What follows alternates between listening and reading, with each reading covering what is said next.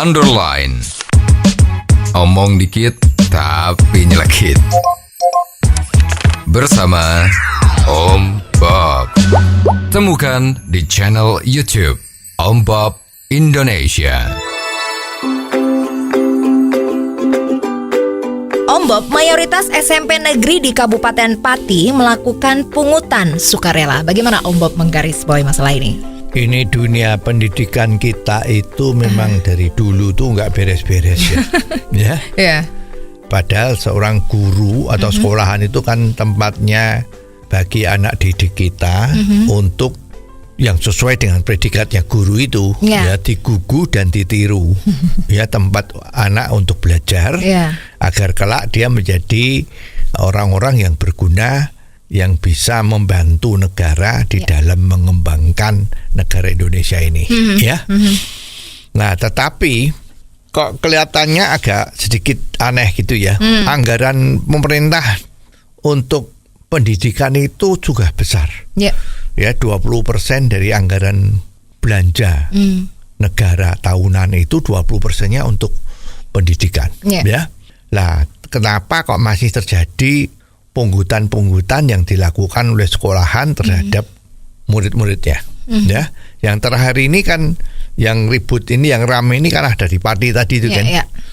Murid-murid dikutip antara 400 sampai 800 ribu, ya. Dengan alasan uang ini untuk kegiatan prasarana maupun kegiatan ekstrakurikuler dan sebagainya, ya.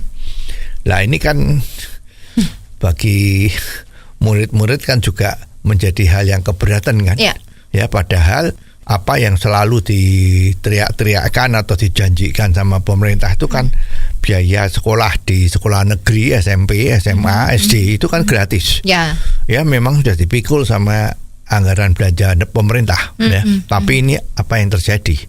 Nah, ini kalau kita pikir-pikir tuh memang sepertinya oknum-oknum yang seperti itu tuh kreatif. Pemerintah kan melarang mengutip, ya kan? Lah, ini wong namanya tidak mengutip, tidak pakai paksaan kok. Mesti namanya sukarela, ya. Jadi ini banyak sekali yang istilah-istilah yang dipakai, ya. Zaman dulu itu ada yang namanya susu tante. Apa itu? Sumbangan sukarela tanpa tekanan. Jadi singkat tuh kan susu tante. Dulu populer sekali, ya. Jadi kalau ada apa-apa, oke, silakan. Ini ada susu tante, enggak gitu. Namanya juga sukarela. Tetapi karena yang menentukan itu adalah sekolahan, di mana guru-gurunya itu menjadi panutan muridnya kan. Nah, kalau gurunya sudah bersabda, ya, seperti sabda Pandito Ratu, ya. Hai anak-anak, ini besok untuk keperluan sekolahan ini diperlukan lagi dana yang namanya taktis atau dana pembinaan, ekstrakurikuler atau prasarana untuk melengkapi bahan-bahan pelajaran atau sarana belajar mengajar, maka dikenakan sumbangan yang namanya sukarela, ya, tadi itu. Nah, ngomongnya sukarela, ya, tetapi dihimbau untuk memberi. Nah, sekarang masyarakat kita itu sudah merasa biasanya kalau ada seperti ini, kalau kita tidak ikut berpartisipasi, maka akan menimbulkan hal-hal yang negatif terhadap anak didik itu. Ya, misalnya satu kelas itu ada 40 orang. Terus gurunya sudah dengan tegas mengatakan ini ada sumbangan sukarela tanpa paksaan, misalnya begitu, ya. Dihimbau. Nah, itu ya 100% ngasih semua. Ya, kalau ada 40, ternyata 30 sudah memberi, yang 10 itu mengatakan tidak sanggup atau sama orang tuanya nggak diberi, maka dikhawatirkan kalau anak yang 10 tadi itu mendapat perlakuan yang diskriminatif. Pasti dong, ya, namanya juga manusia, ya. Betul. Ini yang sudah memberi sumbangan, wah, kalau tanya jawab betul, dijawab dengan baik. Tapi yang tidak ngasih sumbangan kan termasuk murid yang balelo kan, kan tidak mengikuti himbauan. Ya. Lah ini pasti jawabannya, lah kamu gimana diajarin seperti ini kok nggak bisa? Ya mesti begitu kan?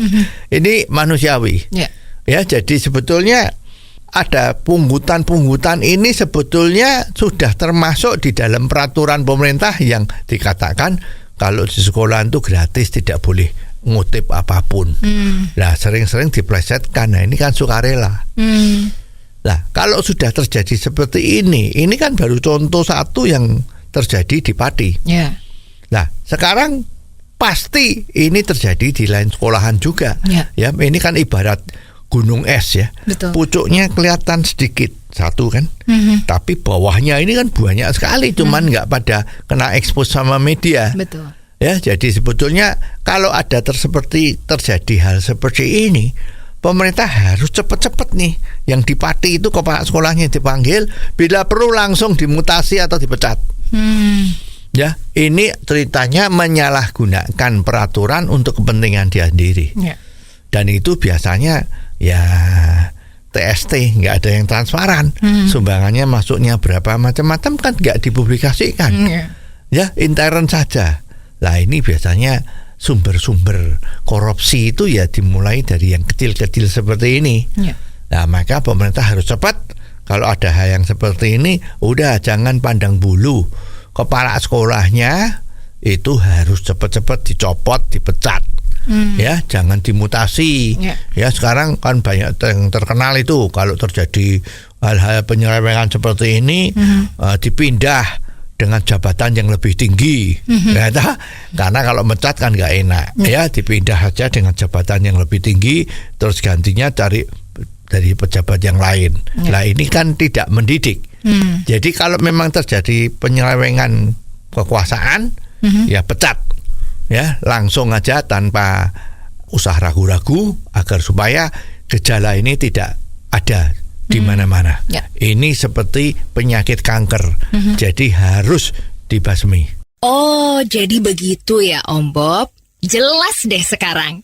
Terima kasih Om Bob untuk waktunya. Sampai ketemu lagi di waktu yang akan datang. Underline. Omong dikit tapi nyelekit. Bersama Om Bob.